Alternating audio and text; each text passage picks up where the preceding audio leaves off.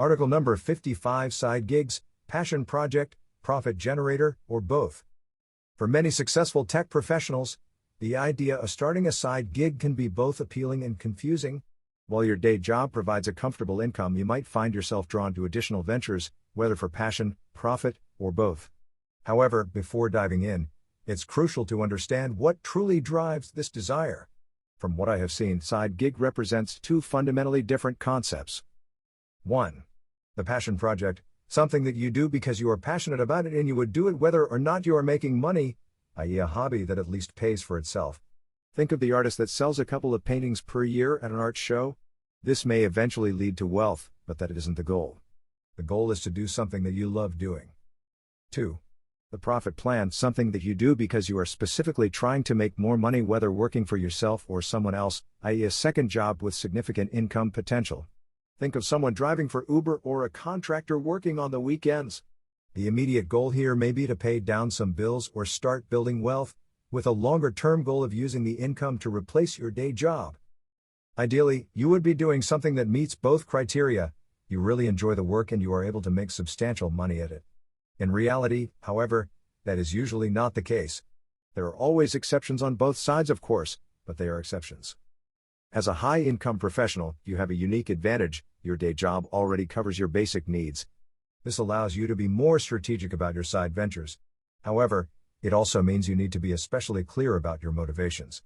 These days, everyone seems to be about pursuing your passion, with an often explicit, sometimes implicit, assumption that money will inherently follow. While that advice isn't completely wrong, it is definitely oversimplified. The world rarely rewards people just because they enjoy the work they are doing. I would argue that the vast majority of people do not make most of their money following their primary passion in life. They do something to pay the bills and then pursue their passion on the side. Most importantly, don't go into a side gig selected by 1. Thinking that you are going to suddenly be able to replace your day job. Making a small amount of money on a hobby is relatively easy, but building a business is entirely different. You don't want to create a job you hate because you aren't clear on what you are trying to accomplish. Consider that if you want to focus on money generation, you may be better off doing more of what you already know how to do. For example, if you know how to code or develop websites, you may be better off freelancing as a developer than a photographer if the income stream is your main motivation. In his book The E-Myth Revisited, Michael Gerber highlights that one of the reasons businesses fail is that people assume that because they love to do something they can build a business around it, but they don't have the skills to build the business itself. This revelation applies to side gigs as well as to startups.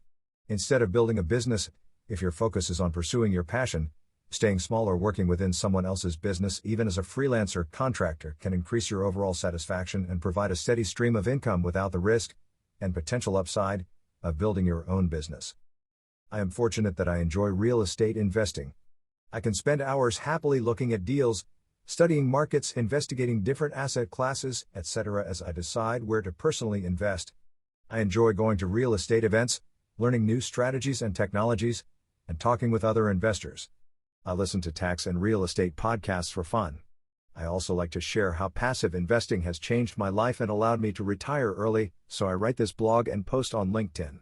Following my passion has gotten me to where I am, because I enjoy spending the time doing the work.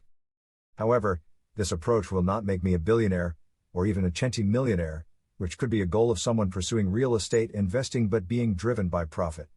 I have consciously decided that I am not willing to do the work required to build a business around this passion at this point in my life.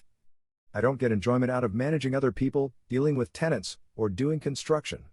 I want the headaches of dealing with the day-to-day issues and having to constantly solve problems.